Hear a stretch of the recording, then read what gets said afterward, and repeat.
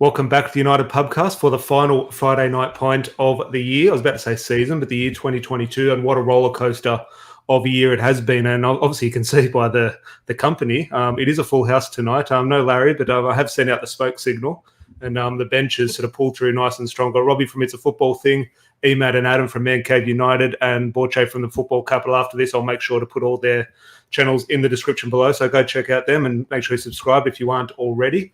But 2022, lads, look, I've just went through a few notes then in sort of what can we talk about. There is so much to discuss. So we'll try and keep this conversation flowing. We'll get everyone in the live chats thoughts on everything. But there is so much to discuss. So we'll try and keep it relatively sort of fast paced. But it will be a good chat because I went through some fixtures and moments of last season. And my God, there were some moments, unfortunately, mainly negative. But before we get into all things Manchester United, I think we are obviously Manchester United fans first and foremost, but second to that, we are football fans. And obviously sad news today in the passing of Pele. And I think it's always sad when something like this happens. However, it was one of those things we sort of had an inclination over the last couple of weeks that he was sort of getting further ill, and this was potentially on the cards, which has potentially sort of softened the blow. It hasn't sort of come out of nowhere. Unfortunately, we did know this was coming, but I'll just go around the table. I'll go Robbie, Emad, Adam, and then Borche. Just your sort of sense, Robbie, just on the day, on the news of the Pele passing, and also just your thoughts on Pele growing up and what he meant. Yeah, look, first, very sad, obviously, but in a positive, I'm glad he's kind of he's not in pain anymore. He's suffering, and like a lot of people have posted today, he's up there, and I'm sure Maradona's up there ready to greet him with open arms, and they can have a kick about. And look, I think like everyone's thinking with him, you say Pele, and straight away you think of football straight away, and and the Brazil, one of the great Brazilians, three-time World Cup winner, someone that's been all over the world to spread the game in a positive way. So look, may him rest in peace. And yeah, look, it's a big loss for the game, and one of the greats of the game, obviously. Yeah, definitely. Emad, just your thoughts in terms of, obviously, I think this is quite an experienced cast on here in terms of this podcast, in terms of age, not throwing anyone under the bus, but compared to some of the other guests, is that still Pele was before our time, Emad, but it was just a name that was just, who's the best player in the world? It's Pele. 100%. And I think you summed it up nicely in one of your posts today on social media, Tom. Yeah. When you do think of football, you think of Pele straight away. And like you said, he was before our time, but it was probably one of the first names you ever heard once you got into the game. The name Pele will forever just ring loudly throughout the game of world football. And it doesn't matter what age group you are or what generation you're born in, the name Pele will always be there. The original, the first GOAT of football, you can almost say. It is sad that, he's passed, but, that's life. And as Robbie mentioned, it's probably better in a way that he's no longer in pain and he is finally resting in peace. And, everyone can now just relax that he's in a better place. Mm-hmm. Yeah. Definitely. Adam, just on that point Emad makes there in regards to this whole discussion over the last year and obviously the last couple of weeks with the World Cup, this GOAT, Ronaldo v Messi, then some of us sort of throw Maradona into it. Has Pele been a little bit disrespected in regards to that? Because if you go back and look at everything, he's got a very strong case that he's at the top of that list. Well, 100%. He's won 3 World Cups. God, you can't ignore that for a fact. I'm probably a bit different to you. My uncle, he would be 102 this year, my uncle, who got me into Manchester United. And the first person he introduced me to was George Best. And he swore blind George Best was better than Pele. But I mentioned on your little comment you said this morning, Tom, that about that. And he knew Pele was probably the greatest. And but being a red eye through and through, he's definitely for me. Look, for me it was Maradona because I'm 48, and I never saw Pele play either. But we all know Pele, 3 World Cups, absolute GOAT through and through. And you know what? He probably doesn't come up in the discussion enough. Pele, when you're talking about Messi, Ronaldo, Maradona, he probably gets thrown to the side because he is that quiet guy, and he goes around just doing the right thing, I suppose. A bit like a Bobby Charlton, I suppose. Yeah, it's interesting that point you make in regards to George Best, because the one person Pele said was better than him was obviously George Best himself. Yeah, but right. I'll finish up with Borche, just in regards to again your feelings, Borche, on today in the news. But obviously someone who lives and breathes football like all of us, Pele is that name that's synonymous with us. So just sum up your thoughts to wrap up. Yeah, man, it's a bit of sad news, but I think because we kind of knew this was coming, obviously from a couple of weeks ago, where they said, there's not much really they can do with the situation. So it wasn't really kind of a shock. You would have hoped maybe Brazil won the World Cup for him as well, and maybe he made it to the new year, only a couple of days away. But yeah, a lot of things what the boys were saying, like even for me growing up, um, before I even probably started watching football, I used to have older cousins, and they used to scream the name Pele, and I was running around screaming Pele, Pele. Didn't know, if the guy was in front of me, I wouldn't know who he was, and that was the first name next to Cantona. I used to have the collar up, no idea who Cantona was when I was like 4 or 5 years old. So, but Pele was the one that my cousins used to scream his name, and I never knew who he was, but he was maybe the first player to be introduced to me in terms of football. So it is a sad day. I kind of, like Adam was saying there with the whole GOAT debate.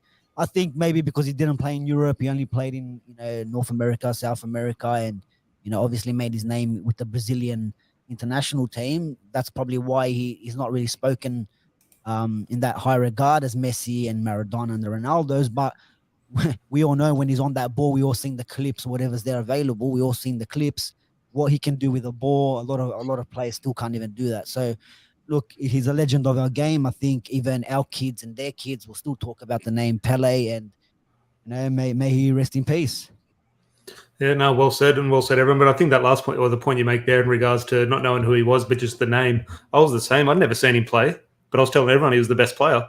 Like it just is a name that transcended the sport, and there's very few people who do that. So, rest in peace to Pele, and yeah, very sad news. But as everyone sort of echoed the thoughts, obviously he can rest easy now, so we can move on, and hopefully his family can move on. But obviously we will move on now in regards to all things Manchester United and sum up the year that was 2022. Matt just reminded us here, there is one more game which we will touch on at the end of the podcast. Where's everyone watching the Wolves game? It is obviously a unique situation in Australia. It's going to be crossing over New Year's. It's going to start at 11:30 in 2022 and half time, and then it'll be 2023. So no one, the supporters club, Matt, won't be out watching it because obviously the city on a New Year's Eve will be absolute chaos. But we will be there for the Everton match next Saturday, 7 a.m. kickoff on a Saturday morning. Scott also here, good to see from It's a Football Thing. What a bloody lineup, few studs and a couple of duds. I'll let everyone in the live chat depend or decide for themselves who's who. But Rob, I'll start with you in regards to. I wasn't start with you with a stud or a dud, Rob, but in regards to the start of 2022. Now, someone sort of can sort of fix me up on my dates if I'm a little bit incorrect here, Rob. I'm just going to go Ralph Rangnick. That was the first thing of 22. I forget when Solskjaer, Carrick came in. It was around that Christmas Boxing Day era. So let's just say Ralph Rangnick came in 2022. A lot of promise, obviously a tough spell for the club, a tough sort of situation he sort of walked himself into, but there was positives, there were negatives, and I'm just thinking, as I said, there is a lot to discuss today, so we'll try and keep things short in regards to each topic, but just your thoughts on the Ralph Rangnick era, the things he brought, the things he didn't bring, the things that have turned out for the better, the things that he potentially made worse, just your thoughts, and then Matt, Adam and Borche, just chime in when you want to. Well, yeah, I think the positive was first half of the Palace game in his first game. And I think it pretty much ended it, if we're honest with each other. Look, I do think we all kind of liked that he's no filter when it came to press conferences. I think he was throwing, the Glazers and a lot of people in the backroom staff, all the dirty laundry under the bus. But, us, like, we didn't get to see any of that, so it was good to hear about it. It didn't work at all. Like, he came in with a promise of being a director of football, which I think everyone was more excited about that part, except instead of him being the manager part, and he didn't even end up getting there anyway after his 6-month tenure. They both parted ways and see you later. And look, it's brother there, nay or they with him. He came in. I didn't really know who he was, if I'm being serious, before. A bit like Ronaldo. Obviously, we've done our homework. He was supposed to be the godfather of pressing and the gegenpress, and he taught Klopp and all the German boys. And look, I did think that he was, he had probably an eye for talent, which the club ignored. And obviously, we've seen a few players that he highlighted that have gone elsewhere and look like they're very good players. So I think in that aspect, we missed out on his talent. But besides that, in the footballing, on the pitch, I don't think it was going to ever click, with him at United or anywhere else, to be honest. Matt, on that point Rob makes there in regards to so much of the discussion in regards to Ralph Rangnick, unfortunately, depends how you look at it and what you want to sort of see what direction you want to see the club take in the future, was off the pitch. In terms of press conferences, you and I, Matt, very often discuss whether it's Solskjaer, Rangnick, Jose Mourinho, or Erik Ten Hag now, what a manager says in a press conference, why they say stuff in a press conference. And so much of the discussion for me with Rangnick was what he was saying, whether I agreed with it or didn't agree with it. That's where the story was for me. The football was what it was. I'll put that on the players in regards to that. Now, was he a good enough coach? That's another debate. But just your sort of lasting thoughts on Rangnick in regards to, was there anything on the football pitch or what his time will be made up or his time will be remembered for what he did say? I think his time will be remembered for what he said more than what we saw on the pitch. I think, look, what we saw on the pitch wasn't his own doing. I think the squad let him down. And we could see that after, as Rob mentioned, the first 45 minutes of the Crystal Palace match, we pressed for half an hour, and then that was it. It was dead and buried. The press was gone. A man that has held in such high regard from managers around the world, even though we've never heard of him, he's got his own philosophy and he's set in his ways. For the squad to down tools on him and force him to change his formation and his style just shows that they were never gonna work for him. In terms of what he said off the pitch, I wasn't. Look, a lot of United fans were happy with his honesty and everything that he called out the club on, and he was probably right in doing so. I wasn't a big fan of it. I just felt like United were already in the mud as it is. We've been trophyless for so long, without a Premier League title for so long.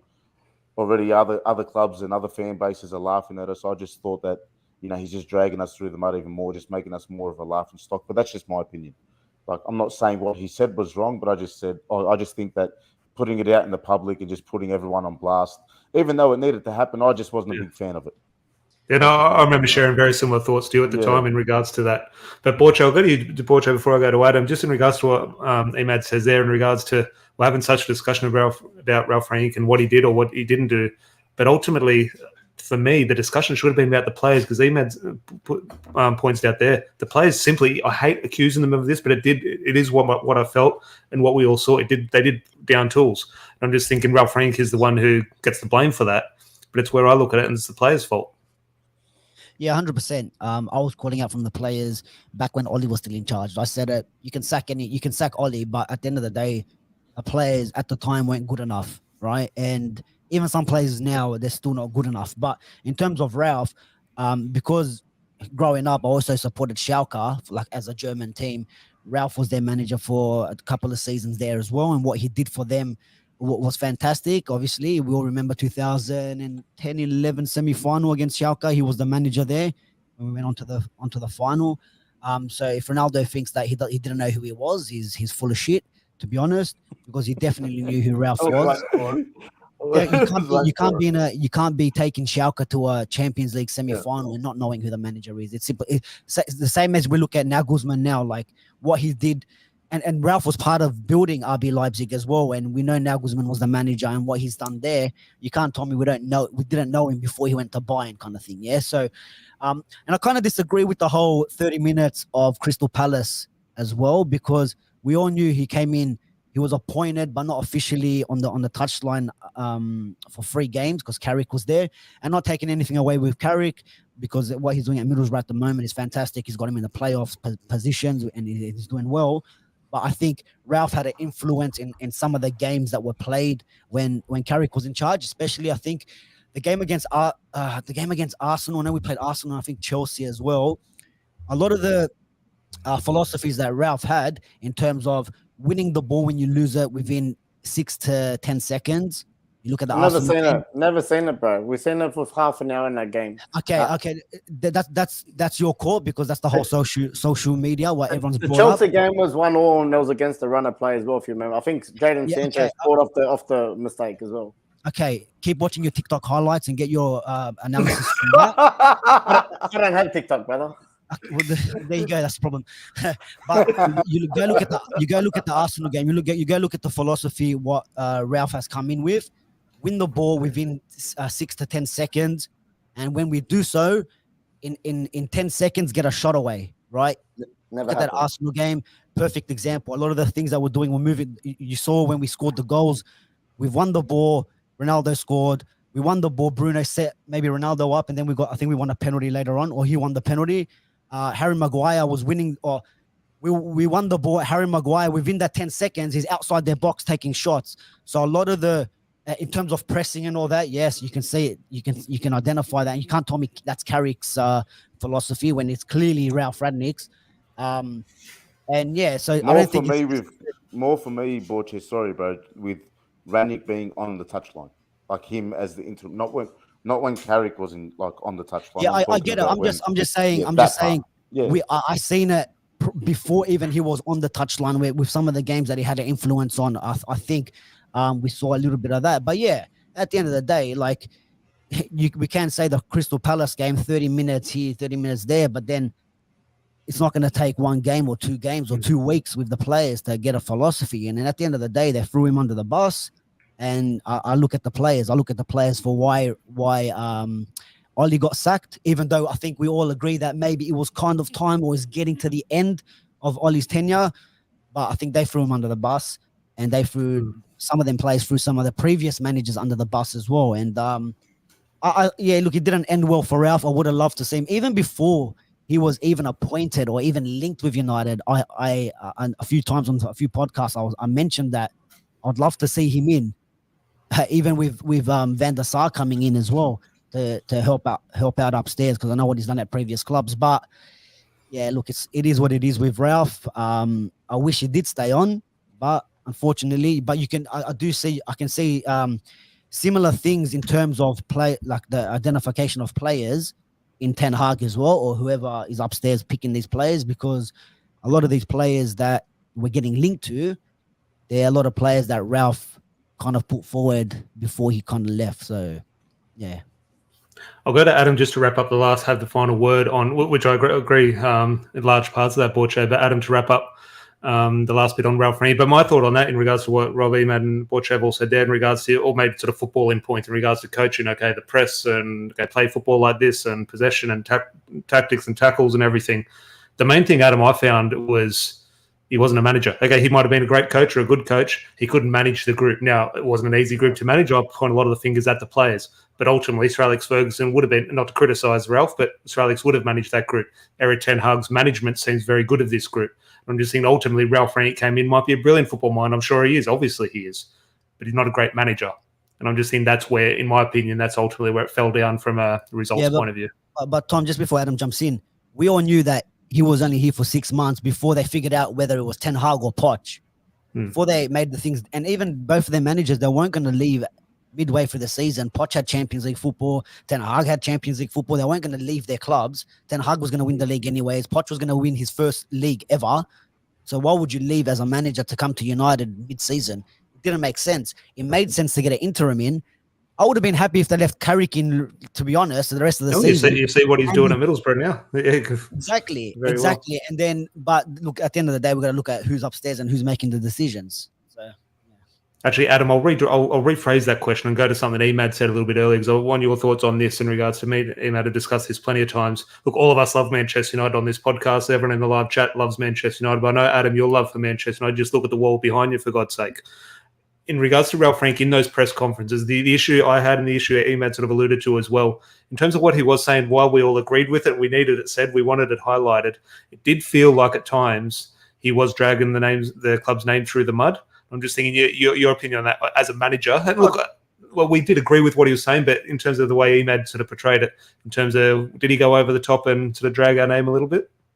Yeah, 100% he did. Because, like, if I'm not going to sit here and say I didn't like Mourinho when he was doing it, or calling out players and stuff like that. You know, Roundly not so called out players or anything like that, but it's a similar situation, isn't it? When you're bagging a player, you're sort of bringing the club down because you're bringing down individuals. If you're calling out what the club's doing, yeah, it's letting the fans down. But you know, at times I was agreeing with him again. But you know, all in all, in the last few years, it's been like a stranglehold.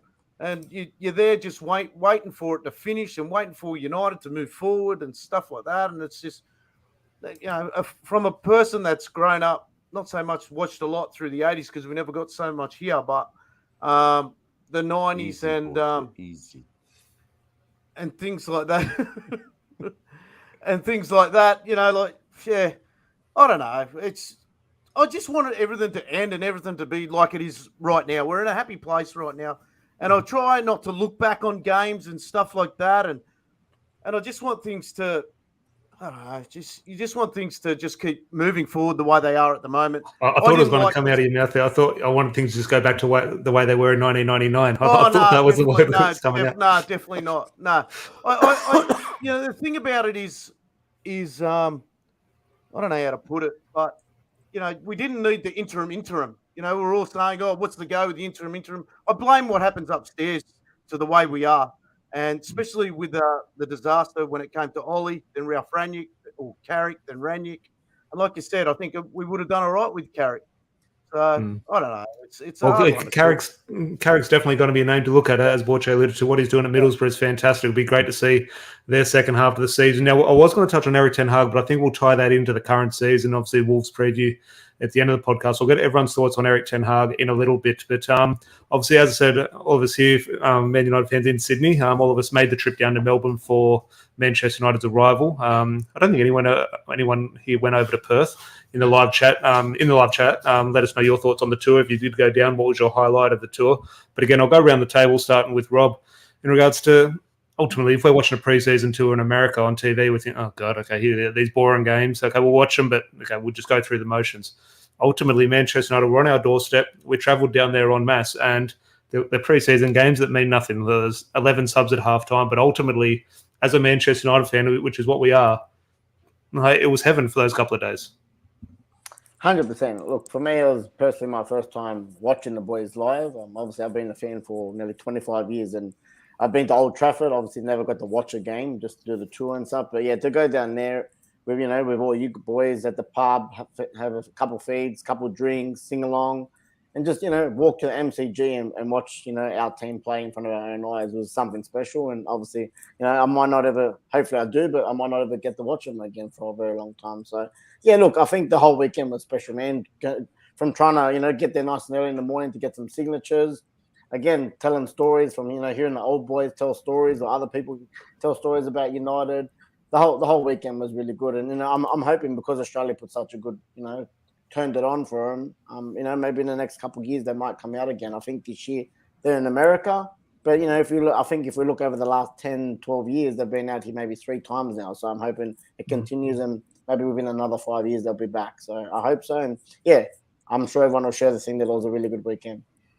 Yeah, it's interesting. Adam and I are both on the committee of the Man United Supporters Club, and we had chats with a few people down there, and a few people obviously who work with the club and sort of quite close, and a lot of the decision makers. They always point out Australia as the players enjoy it. Obviously, they do enjoy going wherever, America or Asia, but Australia is one place they can go, and they do get the fame. They do get sort of mobbed a little bit outside the players' hotel, but they can go for a walk. They can go to a restaurant, and obviously it was very cold in Melbourne, but the players do enjoy the Australian trip. So fingers crossed you're right that they do arrive on our shores again. But Emad, down to Melbourne with us. Highlight of the trip for you, mate? Yeah, man, Melbourne was a blast for me. I took highlight for me was being able to take my old man to watch United play. My old man is the reason why I support United in the first place. I remember he used to wake me up every Saturday or Sunday morning and watch SBS Game of the Week when we only used to get the one Premier League game on TV, here in Australia. So my dad's the reason why I supported United, and to be able to take him to see them play because he's never seen them before, that's my highlight. Also got to take my nephew, and then of course catching up with all you boys, and it's just meeting all United supporters from all walks of life, from all parts of Australia, from around the world. They've all come down here, man. We've had a great time. Like you said, the match didn't mean so much, but just being all together, just singing the songs, marching to the MCG, all that, man. They're just memories that you'll never forget. Adam, obviously watched Man United a few times, both in Sydney, over in Perth a few years ago, then down to Melbourne this time. Obviously never short of stories in regards to the people we meet and sort of come across. But just your thoughts as well, sort of looking back, because when I was doing this, I was thinking just about the football for 2022. I forgot the tour happened. I thought it was like 2 years ago. So just sum up your thoughts on the tour. Yeah, look, me and you were probably pretty fortunate where we got to actually spend a bit of time with some of the players and stuff like that. So that was pretty awesome. I met Albert Morgan down there. That was probably a highlight for me, meeting Albert Morgan, to be honest with you, being a big jersey collector, and got a few stories out of him. But it was a couple of highlights there where Kira ended up we had a flag made up for her, and David De Gea came over and straight away saw it and signed it for her. And when we were in Perth, he actually had a Zoom call with her while we were getting stuff lined up. And so it was, she idolises this guy. Her whole bedroom's decked out in De Gea. So it was an unbelievable experience for her. And same with Alyssa. Alanga came straight over. And it was good to catch up with all the boys that, like Rob, hadn't seen United play before. I'm in the fortunate situation where I have seen them play a fair few times. And it's just great to see our supporters in our supporters club come and see United for the first time. And it was good seeing Borchia inside the pub dancing and singing, and he was doing some filming and stuff like that. For me, it's just hanging out with the boys, having a few beers, doing all the singing. And I did get rorted when I was in the newspaper, and they told me I was that was a story. that Ronaldo was coming. So that was probably a big highlight for me, ready to kill the editor. So we might do a 1 year anniversary show, sort of looking back, and we'll share some stories. And that is a story. We don't have time for it on tonight's podcast, but that was brilliant. But Borche, we've obviously been speaking before the tour. We sort of knew of each other, had been in constant dialogue, but we got to meet for the first time before that second game down in Melbourne. But like everyone else who went from Sydney to Melbourne, I caught COVID before the second game, so I stayed in my hotel room. I didn't go to the second game, which you travelled down for, so I didn't meet you on the trip. But just your thoughts, obviously. Yeah, well, as Larry went on a bit of a super spreader down in Melbourne, having COVID the week before, and, I paid the price. But Borche, just your thoughts on. I'm sure it echoes a lot of the thoughts that the other boys have said. But seeing United in the flesh, always special. Yeah, 100%. Look, I've seen United. I've been to Old Trafford before when they came to Sydney, and I had tickets to go to that Perth one last time they came, but I actually gave my tickets to Adam McCullough because I couldn't end up going. I had a soccer tournament with the kids in Canberra. But I think, man, honestly, the highlight for me was the pub, meeting like Adam, and meeting like some of the other, like Dean Garden and all these guys that I've known for, like I've known Dean Garden for who knows how long, since the first time United came to Sydney. And there's the first time I got to meet him in person, and then obviously you got the COVID, and I met you at the Southampton game, the third round or fourth round at the pub. Then, but yeah, just meeting all the United fans, the singing and the chanting in the pub. I think I had way too many drinks. How I made it to the game, I have no idea. How I made it, but yeah, I think that was a highlight for me. See, the game was a bit of a bonus. For whatever I could see with the blurry vision at the first half. I caught some of the goals. To be honest, I came to going to Melbourne on this tour. Obviously, it was a bad end to the season, right? The previous year. So to me, I kind of had a little bit of a grudge towards a lot of these players. Little slight, you're not fit to wear the shirt chants as they're walking out of that bus. Not too loud, not too loud. But I think for me, they weren't really in my good books on the tour. But it was good to see the rest of the fans seeing United for the first time, getting that chance and getting that opportunity, and everyone that got signatures and got to meet players. I'm not too bothered with the meet and greets and all that sort of stuff, but you can see that some of the kids' faces that got to see players shake their hands and signatures. It's fantastic, and especially after the second game, they were so buggered that they didn't have to stop for everyone, but they still did. So it was good to see giving something back to the support. It's good that you mentioned the players there, and off top, if someone asked that question to me, what was the highlight? I would ultimately, my first thing would probably think to the players. I was fortunate enough to meet a few players, get some autographs sort of thing, and have a chat to sort of one or two of the ex-players.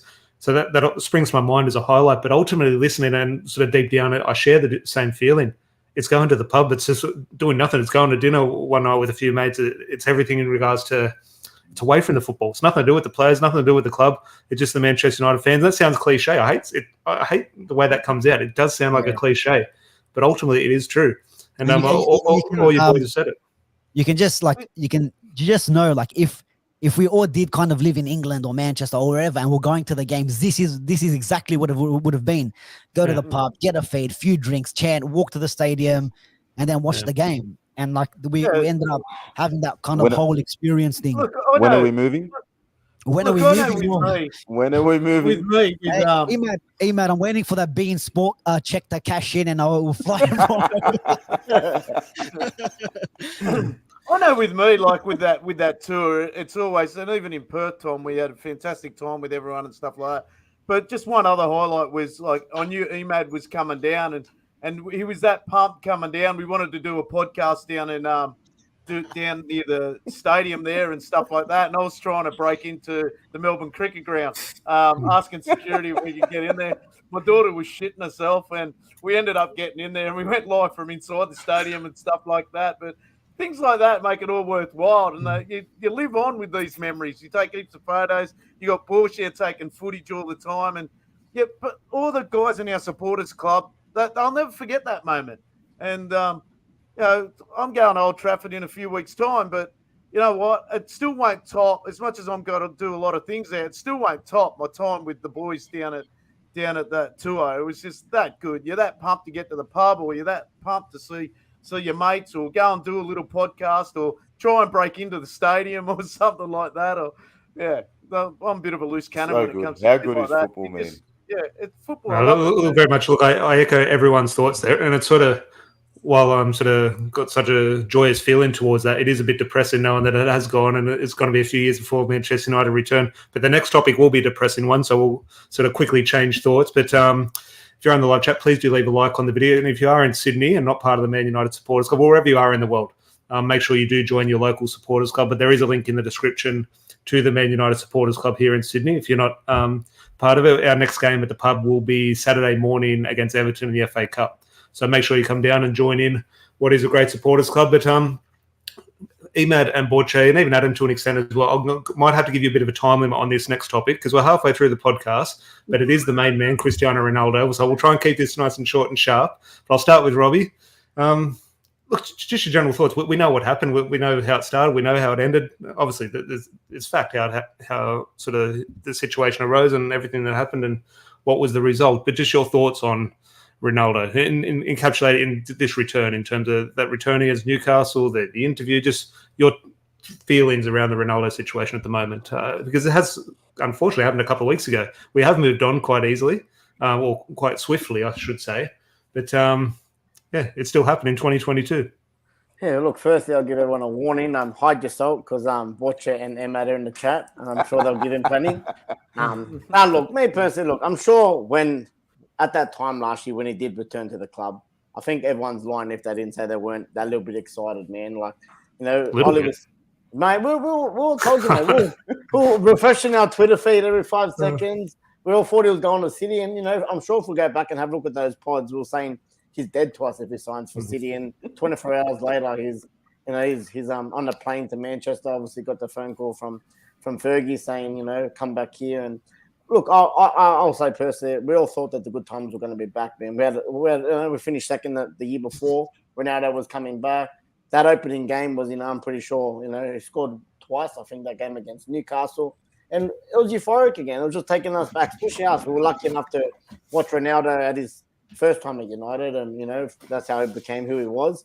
When he came back after what he'd done at Real Madrid and Juventus, it was an exciting moment. So, look, fast forward to a couple of weeks ago. I think we all receipts. Not quite a receipt, Emad, but yeah, my one. Look, I'll get into everyone, and Emad, you're going to have your say now. And ultimately, there is one question I want to direct to everyone on the panel when we finish the Ronaldo discussion. But that point there, and it comes into my last the question I want to direct to everyone. But that Newcastle game, I haven't got it framed yet. It is going to go up there. I haven't got it framed big enough for it yet. But that moment, it was worth it. It was worth it for me. Okay, yes, it's a shame how it ended, and we're going to discuss his legacy. But ultimately, that moment against Newcastle, it was worth it for me. But Tom, that's the one you want to get rid of at the supporters club. It still hasn't sold. What's going on? No, this one's just sort of waiting nicely for a sort of nice, comfortable frame. But Emad, Ronaldo, just again, like I said to Robbie, we know what happened. We know how it started. We know how it ended. Just your feelings now that we're moving into a new year. Talk to me. See, See you later. Look, bro. As Rob said, hide your salt. I'm salty. I am salty about it. I'm not happy about what he's done and the way he's done it, because if you think about it now, he still hasn't signed for anyone.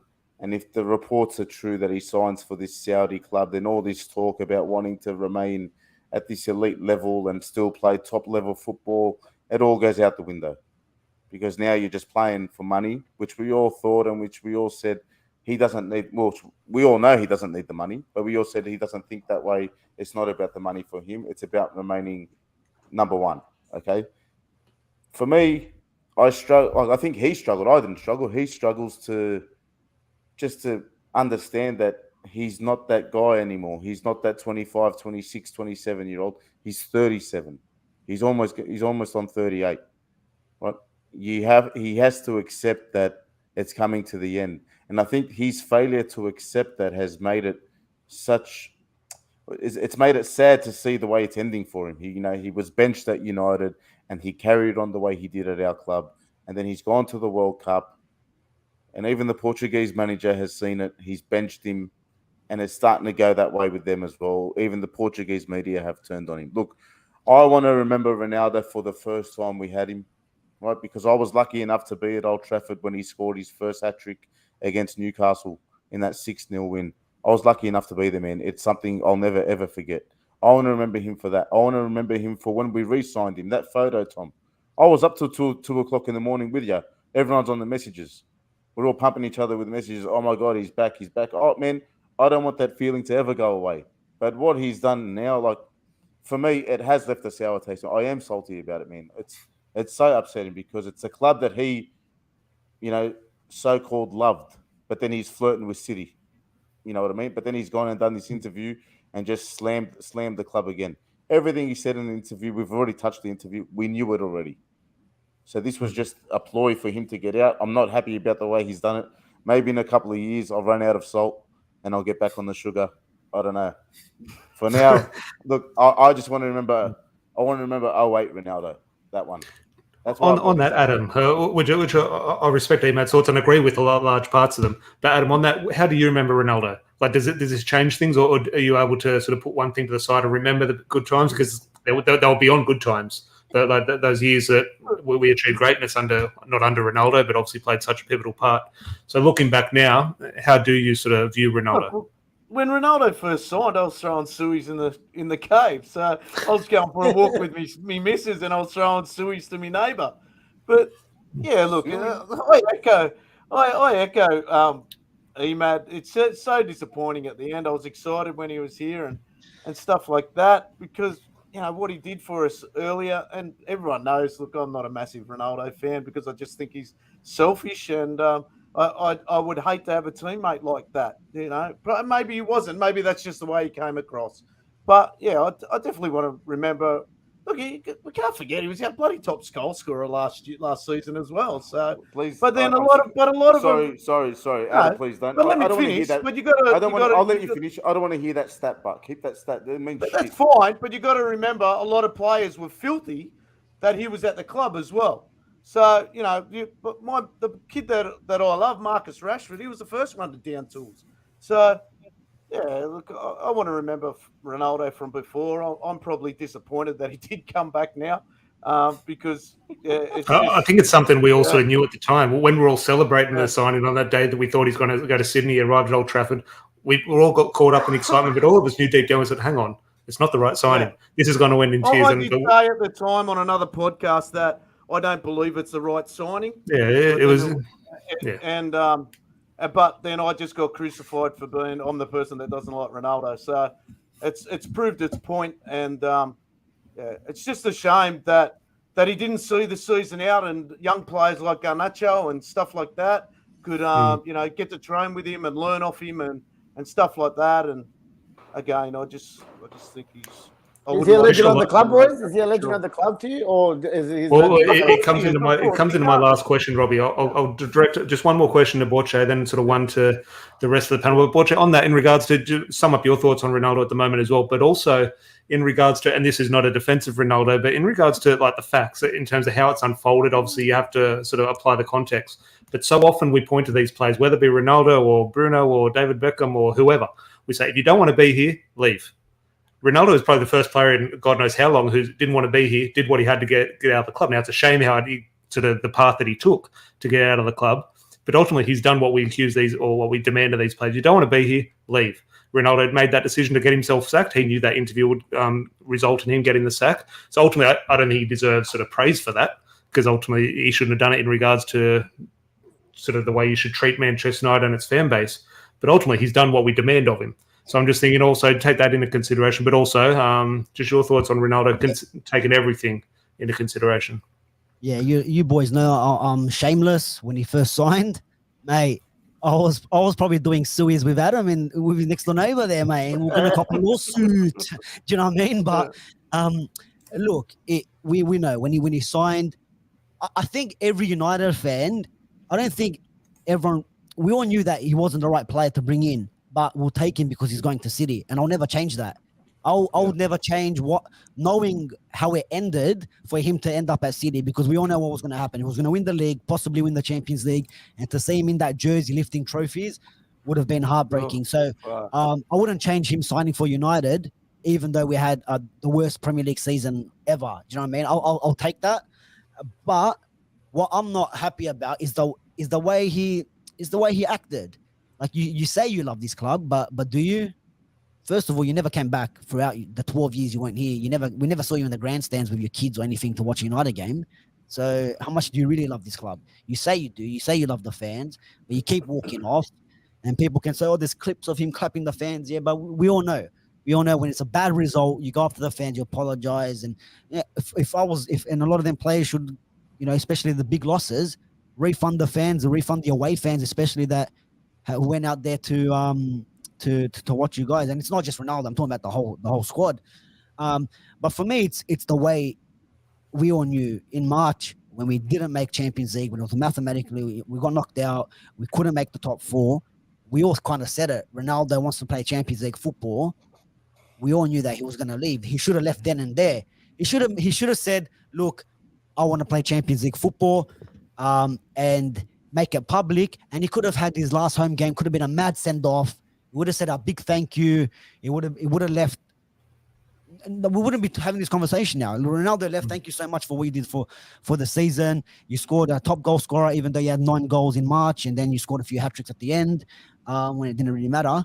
But we would have clapped him off. No, honestly, let's be honest. We would have clapped him off and said thank you. You probably do deserve better, because the way our club is run, you probably don't deserve that, to be treated like that. But what happened? Yeah, your daughter was sick, whatever. Okay, for 1 week you were in hospital, but then the 6 weeks in preseason, where were you? Yeah, and we can break this down. Your wife is going to concerts and it's on social media. So where were you? Sporting Lisbon training complex. Your agent's out there flirting with every single club in the world, and the only reason you didn't leave because no one wanted you. And when a lot of people get at me on social media, oh, what do you mean you don't know what you're talking about? When you say no one wanted him. Of course, Everton would want Ronaldo. Of course, Fulham would want Ronaldo. But unfortunately, they can't afford his wages. Ronaldo wants to go to these big clubs, Bayern Munich, Champions League football, teams that are competing. Unfortunately, it doesn't fit their profile. And like for me, what he could have done, there was no point of doing this interview. First of all, you said nothing that we really didn't know about. You lied about a lot of things in the interview. And you could have just said you're happy to leave in January. We would have gave you a send-off today or tomorrow against Wolves.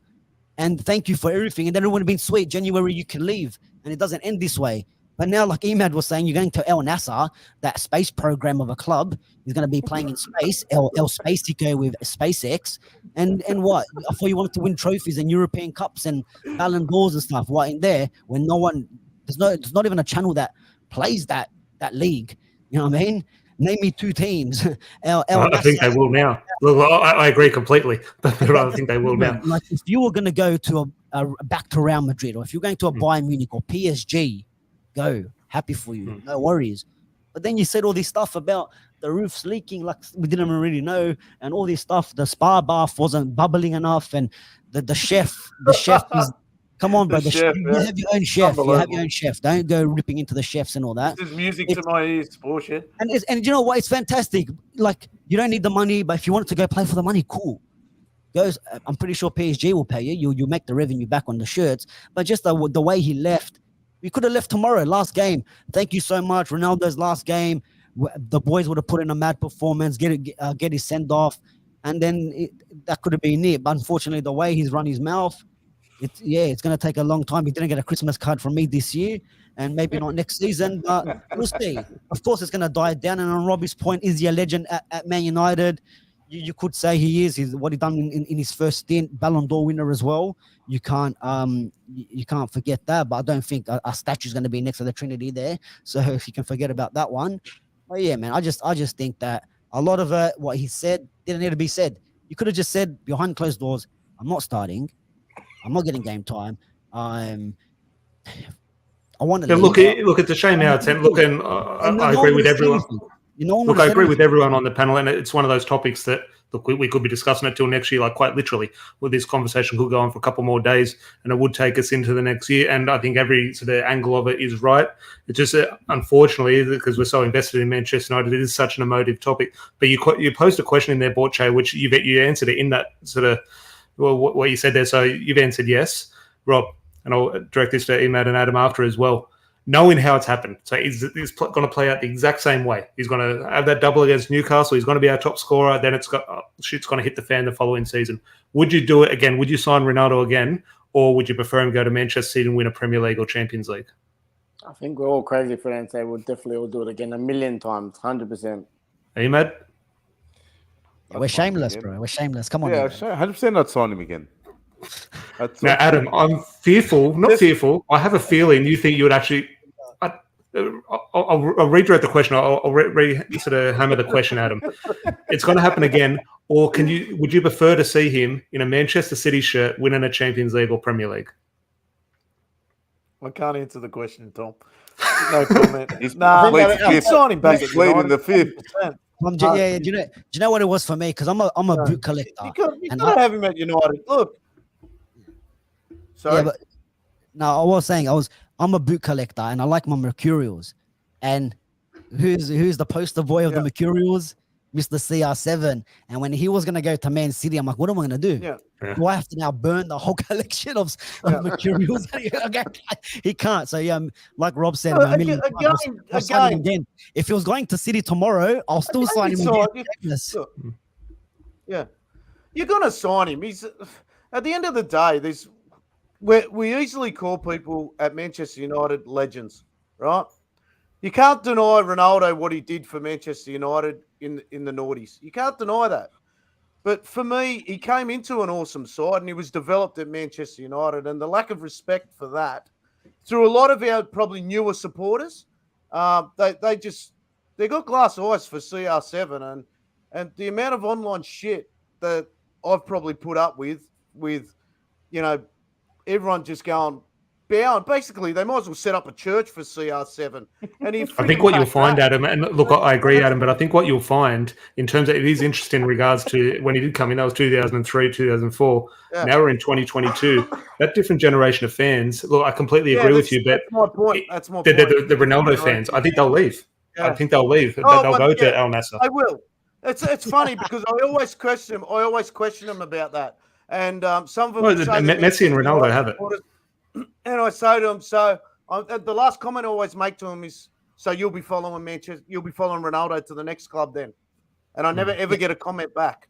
Never. Because everyone's NBA supporters. That's what they do in America. They follow the player, not the team. I don't follow the player. I follow the club. Yeah, of course. And that is it. So but just for me, 100% I would sign Ronaldo again.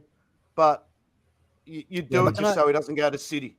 So just to wrap this one up, because I know with time and all that, what I'm happy with Ronaldo leaving is the last two games that we've played. Every time we scored, not once did it pan over to the bench to see what his reaction was, what Ronaldo's reaction was. Bullshit. And in the 80th minute when he was on the bench, we can actually talk about what a performance. We can talk about individual players, and we never have to shift over to, Oh, but Ronaldo, do you think he should have started? There was a bit of we were 3-0 up. Do you think he should have came on?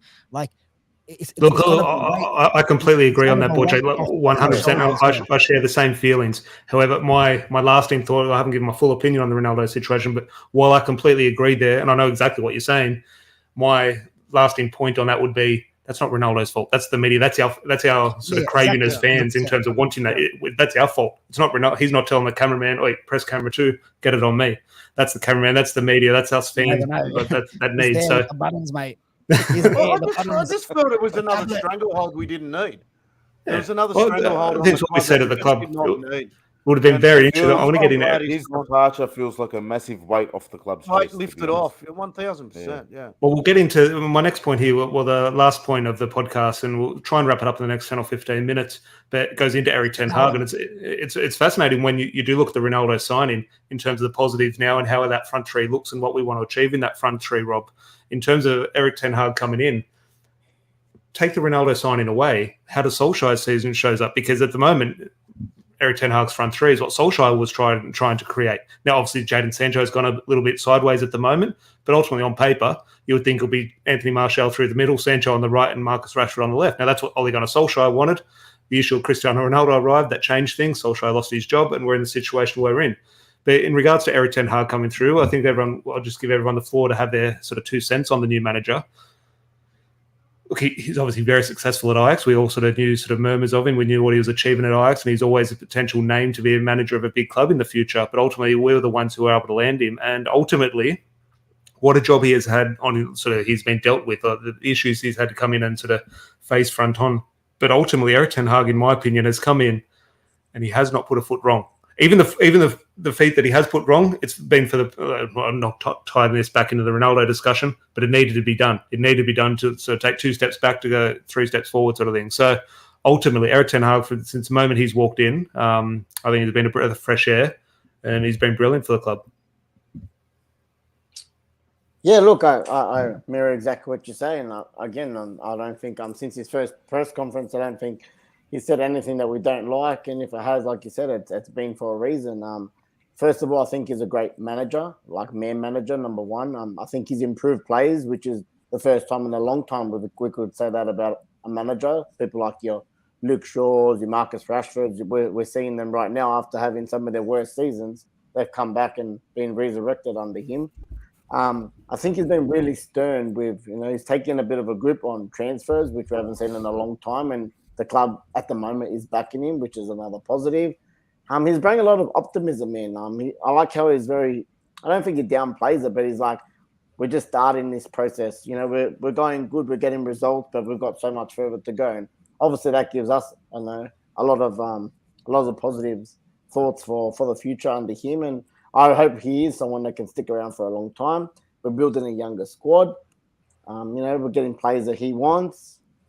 I don't see it like any negatives with him so far, and it's nice that he's a bit of a younger management as well, because I think that's something, again, for a long time we've had your LVGs, we had your Mourinho's, obviously Ralph Radnick, obviously Ollie was younger, but this guy is someone that's won before, and he's part of that new generation of managers that will last, maybe another 15 years, and I'm proud to have him as a manager, and I hope he stays around and we hopefully be successful under him. No, my thoughts 100%. Emad, Erik ten Hag, talk to me. Robbie, all those managers you mentioned prior to Erik, they aged terribly in their short time in charge. He's got no hair to lose. That's another positive. Thank God, hey. He's come in bold, he's going bold, so that's all right. That's one. So that's one tick in the box there. Look, man, we've all been impressed with what we've seen so far. Obviously, lifting the coveted Bangkok Cup was the one trophy we all wanted in the cabinet, so we got that off the list. The pre-season tour, and then look, it was disappointing the first 2 games of the season. We got slapped a couple of games in a row, but then you've seen what his management and what his coach, because he's not just a manager, he's a great manager, man manager, right? But he's also a coach, which we haven't had a manager / coach, someone who can do both roles in a long time. We haven't had that. So you can see his philosophy, his tactics, his style of play, and what he wants to implement in this side. And you can see that the squad are actually all on board with it. his signings that have come in. And I know, Robbie, you said, we've been getting his signings, but this window, maybe not so much. That's if it was one of his, but we don't know. But, the introduction of Anthony, who I still think needs, another game or two to really hit the ground running. Martinez already, a fan favorite. Everyone loves him. Eriksen, what a revelation he's been at the club. The man was dead at the Euros, and now look at him. He's one of the stalwarts in midfield. Casemiro, again, Robbie, I know how much you love him. Tommy loves him. Everyone loves Casemiro. The squad that he's building, we're starting to fall in love with this team again. And that's what I love. I don't just love the club, I want to love the team. And the one thing, and I know Borch is about to fire up, I could say. No. He was just yawning, so look, one last thing, and I don't want to ramble on about the Ronaldo departure, but one thing what I'm glad to see about Ronaldo leaving is for this bloke here. Because I knew once, and I said this to Tom, once we signed Ronaldo, I knew it was going to, as excited as we were, it was going to change the dynamic of the squad. Ollie was building a squad around Bruno. Bruno was our main man for the seasons that since we signed him, and we were getting the results. And Bruno was the guy that was going to, take us to new heights. Obviously, we have to build a squad around him. Now that his daddy has left, and that weight is off his shoulders, I think Bruno can now be that main man again, and maybe I can fall in love with him again, and I won't have to get the sledgehammer out every week. But anyway, his shirt's there; it's going to stay up there. I know he's got the number 8. I'm happy with what I've seen from Erik so far. We're all in love with the squad again. We're loving the results. We're loving our club. Hopefully, we see a bit more success. No, look, I echo those thoughts 100%. Now, Adam, just on to you in regards to, look, there's no harder job in football. I swear, argue with anyone. There's no harder job in management than the manager of Manchester United. Whether we're successful or we're in a good stage or a bad stage, the hardest job, in my opinion. People say Chelsea or the England manager. No, it's the Manchester United job in regards to the size of his fan base, the media attention, and obviously in terms of the situation we're in, you just look at what he has to deal with. In saying that, has it been actually, while he has had to make big decisions and tough decisions, in regards to being sort of able to put your foot down, has it actually been quite an easy job for him in regards to, look how hard the situation around Ronaldo is and how big that situation, but ultimately it's a no-lose situation for Erik ten Hag. He can come in, the easiest thing, now it's very hard to do, very easy for us, here on paper saying, I'll just drop Ronaldo.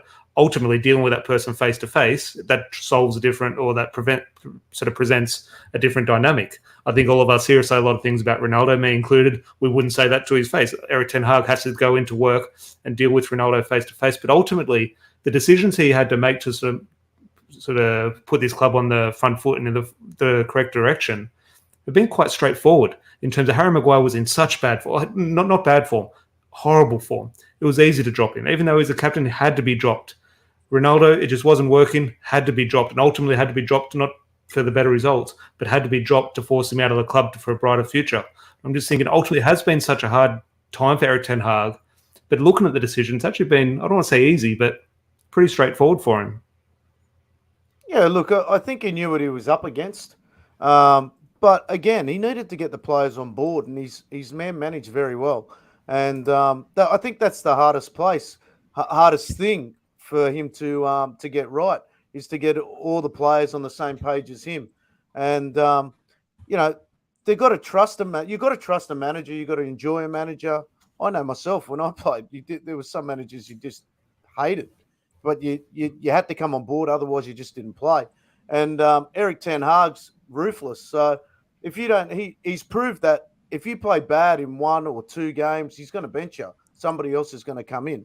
So he's managed to get everyone on board with his tactics and his theories and stuff like that. So I don't think it's been as straightforward as maybe you think, but he's definitely got everyone on board. I'm stoked with him. I'm wrapped with him. So I definitely haven't got a bad thing to say about him yet. So, I'm excited for what's ahead for us, definitely. And the last couple of games, and just feels like a weight's off our shoulders. I think we're moving. Everyone's excited. They're celebrating hard together. He's brought a real unity into the team with the players he's brought in. They get pumped up just over a good save or just over a good block, or someone's running into a hole. You can see him celebrating at the back. and that's what you want. You want a team that's really united. So it's a bit of a cliche, but yeah, it's true. And he's brought that to Manchester United, and I think he's brought a real passion back to the fans, and that's what I'm most excited about, having him as our manager. No, it's a good point you make there in regards to man management. In regards to a player, I think all of us will sit here and say, "Yep, sell him in." Or a couple of weeks ago, I was saying, "Sell him in January, has no future." But ultimately, in regards to the way Erik ten Hag has managed him, maybe sort of on a personal level away from the field, Aaron Wan-Bissaka has come in with not playing a game this season and come in and given not 2 man of the match performances, but 2 very solid performances on the right hand side. Diogo Dalot has been very good. He has to work his way back into the team. Aaron Wan-Bissaka for me is our not first choice, but he keeps his spot at the moment. So could easily just switch off from that, couldn't he? He could just go, well, he's picked me this week. I'm just going to go out and have a lazy game. That's where I put it down to a praiseworthy thing of Erik ten Hag. Right. I think obviously Wan-Bissaka himself deserves the praise, but I think it is showing good management from Erik ten Hag. But Borche, just your thoughts on Erik ten Hag in regards to just your thoughts on how he has done, because as I said, there has been huge decisions. There's been straightforward. There's been tricky decisions for him, but just not a rating out of 10 or anything, but just sum up your thoughts on his. It's quite short stint so far. It's only been a few months, really. It seems a little bit longer than that. But your thoughts on the Dutchman? Yeah, look, he's come in and he hasn't really put a foot wrong. A lot of the decisions he's made in terms of leaving players out or whatever the situation is with Sancho, trying to help him out to get better, or who knows, maybe to get rid of him. We don't know. But just a lot of the decisions he's made in terms of keeping players in, out, team selections. There's a lot of times we've looked at a team selection and I've been like, oh, what's going on here? Do you know what I mean? But the boys go out and they put in a performance, and like you can see it now. Like, and I said at the start of the year in my preview of the Premier League, I said we could come 5th.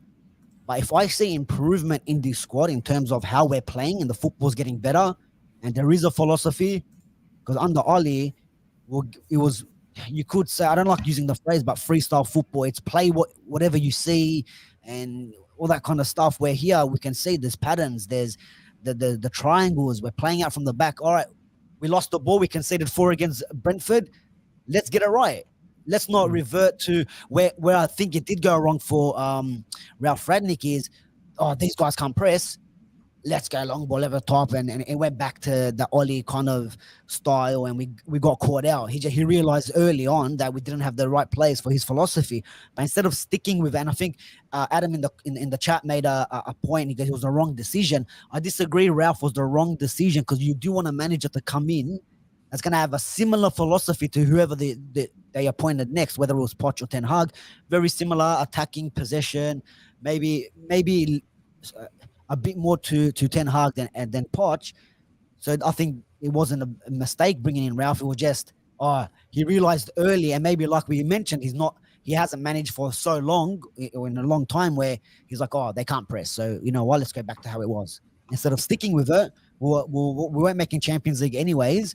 He could have just stuck with it. But I think Ralph, though, like especially against the last 2 games, we've come back in after a break, World Cup, never been in the November, December, and to come in and see the performance. And I know Burnley Championship, Nottingham Forest, you could say technically a Championship side, but look at Nottingham Forest, Luke Shaw, centre back, Wan-Bissaka comes in, Malacia, teams are kind of all over the place a little bit, players coming back from the World Cup, and everyone is playing the positions like they've played there for so long.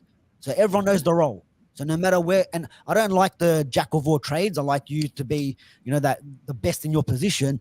But if we do need backup, if we do need players to come in, because Luke Shaw said, I'll play there for the team.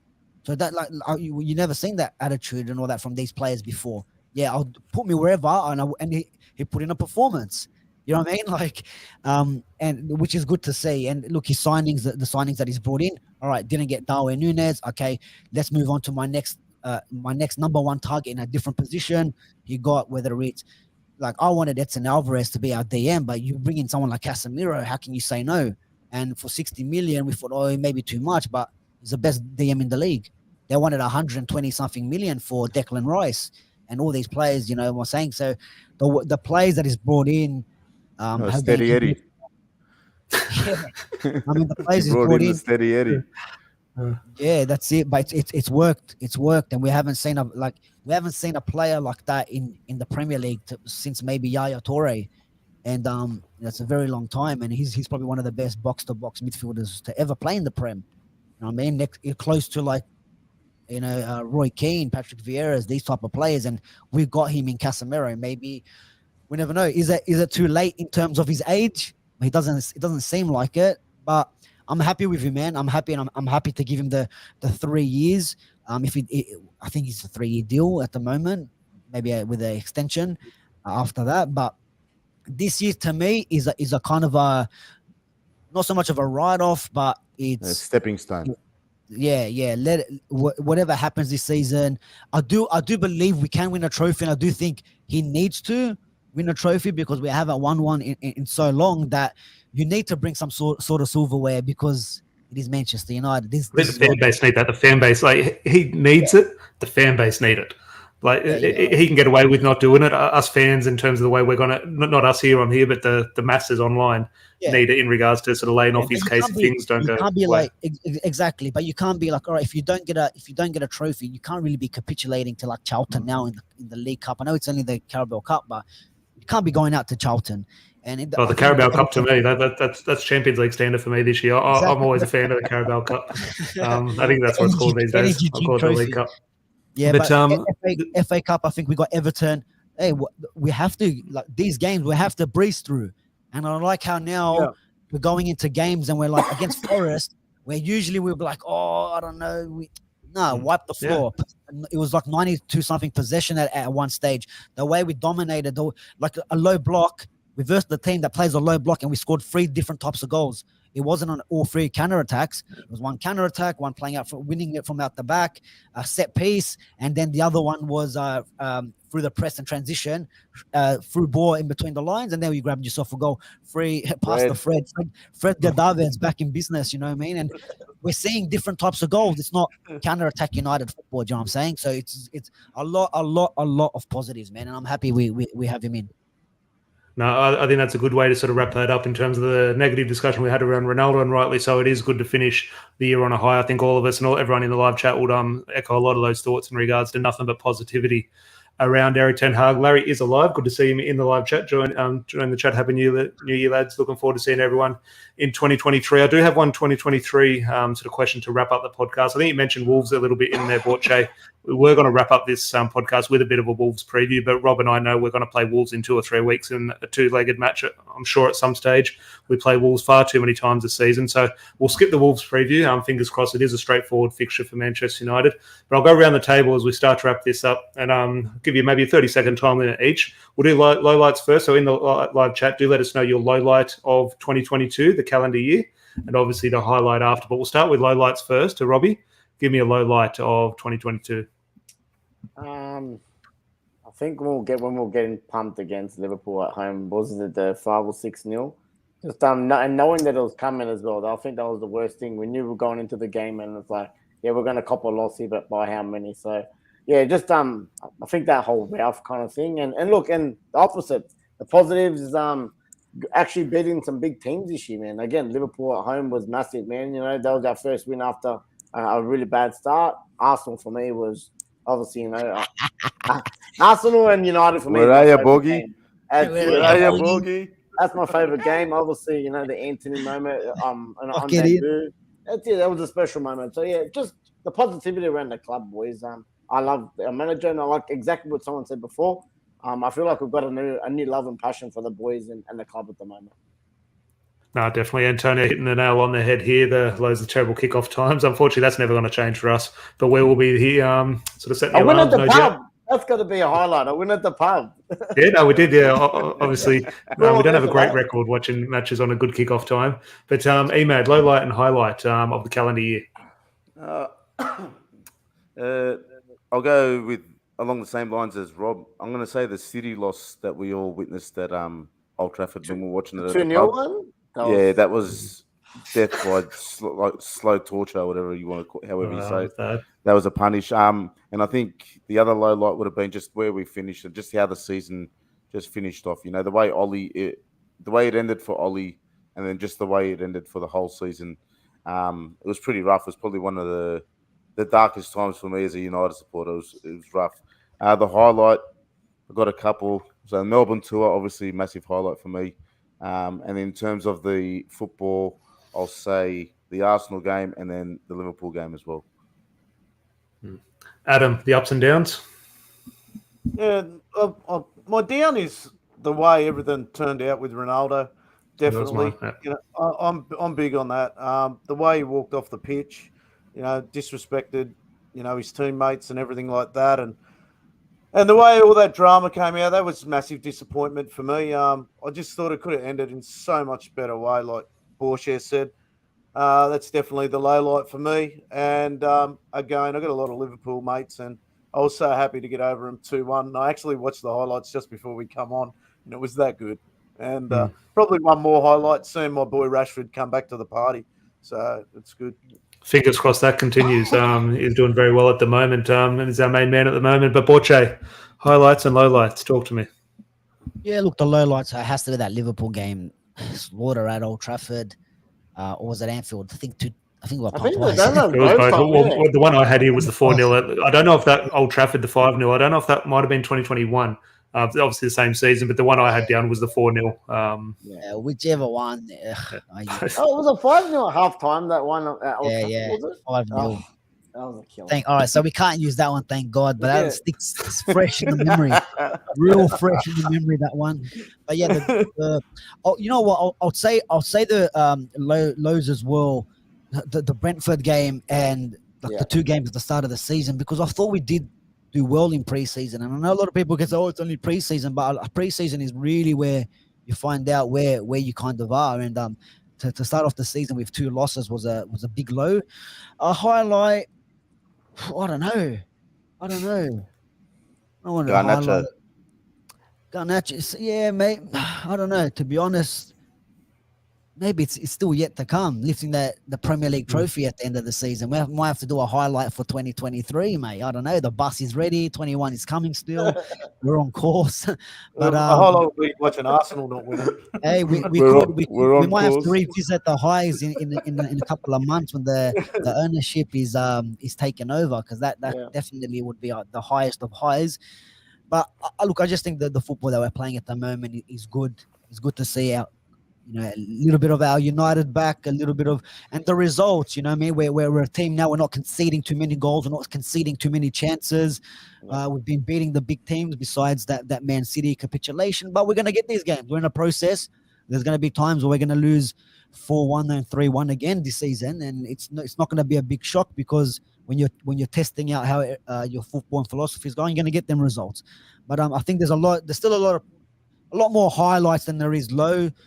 I'm not going to even really touch on the Ronaldo one, because that is kind of, it is what it is. It's on its own separate topic. But yeah, man, there's I don't know, in a few weeks as well.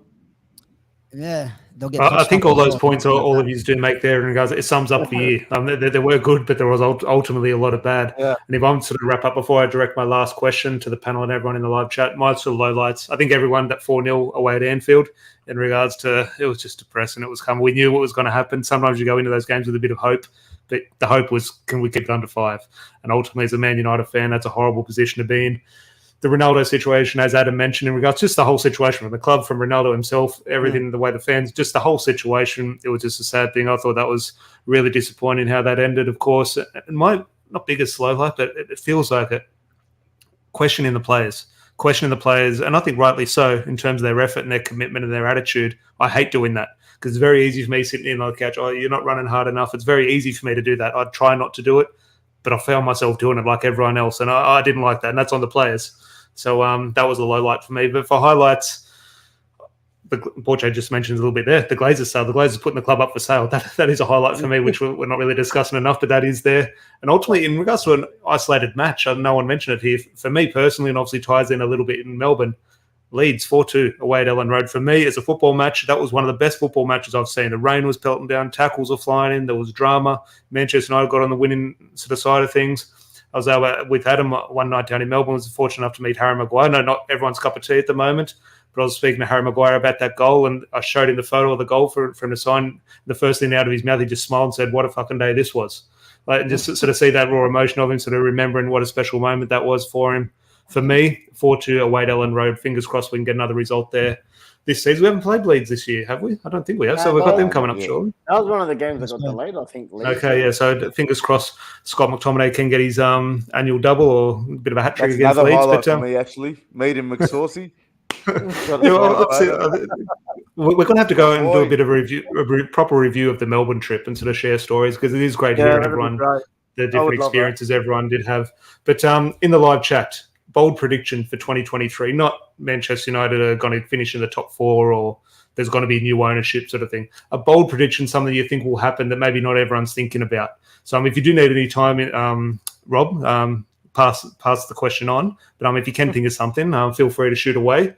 And in the live chat, just not an outrageous prediction, but just something you think that could happen that people are sleeping on. But I'll throw it to you first, Rob. Gonna say that Rashford scores 18 goals this season. I think he just gets under the 20. Is he our top scorer? Yeah, definitely. I think he's gonna be the main man.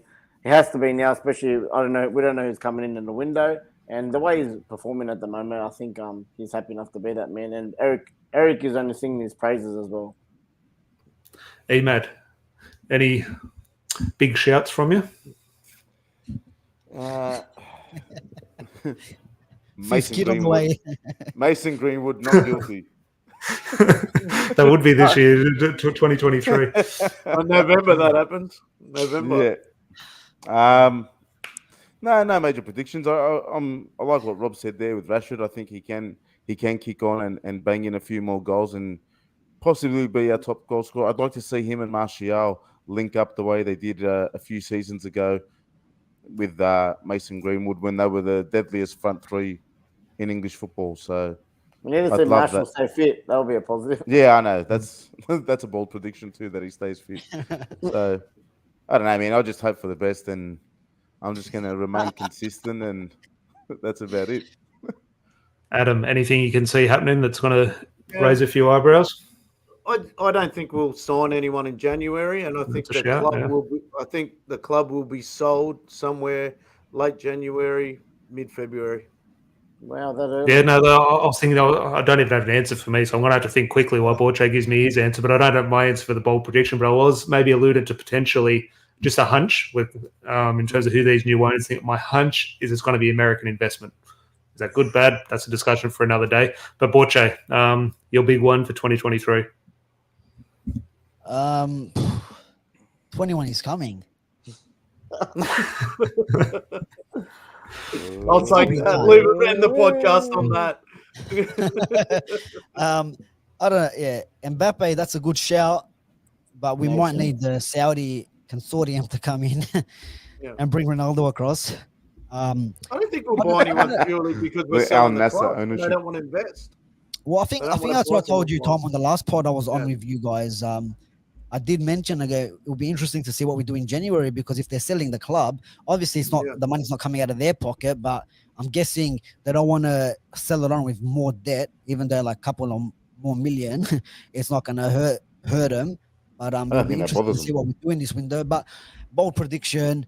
I don't know if it is a bold prediction, but I think we do get a trophy this season. I really do, and I think Rashford might get more than the 18 goals in the Prem. Maybe I don't know, 25. I reckon 25. He's on 10 in all competitions now, so that's a massive. Is it 10 in all competitions? So okay, so 10, maybe you're right. Yeah. 18. If it's 18 in the Prem, then okay. Maybe 25 in 26. I think he's on 6 in the Prem now. I think so. Five in. So that's a big show. I was talking all competitions, the 18 as well. Then someone has to come in. Yeah, see, Georgie, mate, the number 7 shirt. We have to replace that one. So I don't know. Well, my bold and look, the 7 debate. That's another discussion. Whether it's Shao Felix or Memphis Depay, I'm not sure. Time will tell. We'll have many a podcast about that, I'm sure. My bold prediction, just mentioned him a few minutes earlier. Now, at the moment, I side of this in regards to being the right decision. How the season plays out and how form continues, maybe my opinion will sway over the coming months. But I think a bold prediction: Harry Maguire will leave in the summer. I just have a feeling in regards to clubs around, whether it be a Tottenham, in terms of Antonio Conte stays there. And I think he does strike me at the time. We'll talk about Ronaldo's interview and how genuine does he love the club? What's he saying this for if he's acting like this? I think I do see a genuine nature with Harry Maguire in regards to he would go and play football. Like he would take not a huge pay cut, but I could see him going to a lesser club to sort of further his England career. So my bold prediction is the Manchester United captain is sold in a couple of months' time. But boys, it has been an absolute pleasure to wrap up 2022 with such a great panel. I'm sure Larry sends his best regards as well in the live chat. Really appreciate everyone's interaction in the live chat as well. Make sure you do hit a like on the video. Subscribe if you're new. Description will be filled with It's a Football Thing, Man Cave United, and the Football Capital. I'll put those in now. But any parting words before we move on, boys? Look, I was quick to go first. Happy New Year. It's always been a pleasure talking with you lads. I love the United community. Love being a part of it all. Let's just hope we get another 3 points tomorrow and continue with the good times. I don't want to say good times here, Rob, in regards to I don't want to end this on a negative, but does anyone remember? Good times roll. Does anyone remember the last time we played in Sydney? I'm talking in Australian time zone. We played just before the fireworks, just on the crossover of a year. Does anyone remember what game it was? I think we played a couple of years ago. We played the one when we were 2-0 down and we won 3-2. I think Pogba scored the last 2 goals. That was a New Year's Eve game. That was the Glazers. Middlesbrough, yes, I think it was Middlesbrough. Did that cross over Sydney time? Did that cross over the fireworks, or was it New Year's Day match? I was at Argo's house and I went home to watch it straight away. I think it was midnight. Midnight. Yeah, it wasn't before one. There was also the one I'm thinking of. The one I'm thinking of. Well, you mentioned Paul Pogba. Is what was the nail in the coffin of Paul Pogba? It was David De Gea's first season, the 11-12 season. We're playing Blackburn, and I remember because I was at my wife at her house. We weren't married at the time. You could see the fireworks from her bedroom. I'm thinking it was the game Raphael and Park played in midfield, and that was the final straw for Pogba. And David De Gea had a howler. Blackburn beat us 3-2 at Old Trafford. And that's the one that springs to mind for me in regards to crossing over that New Year. Yeah, was it Pedersen that got the hat-trick? No, he scored every game against us, but against Pedersen. Pogba was unused sub in that one, I think. Yeah, that was the final score. Playing Raphael and Park, where the whole club was clamouring for Paul Pogba to come in. And I loved Raphael and Park, but who knows what would have happened. But City obviously won the league that year, but who knows what is going to happen in 2023. Fingers crossed it will be a positive start to the season start of the year for us in a day's time. But until then, hope everyone does have a happy New Year, safe New Year. And we'll be back on, I've lost track of the days. Today's Friday night.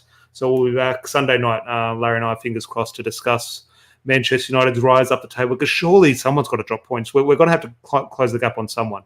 Surely Tottenham won't win again and we can go above Tottenham. But until then, pleasure, lads. Make sure you go click on subscribe on all their channels in the description below. But until then, Happy New Year and up the Reds. Happy New Year, boys. See you.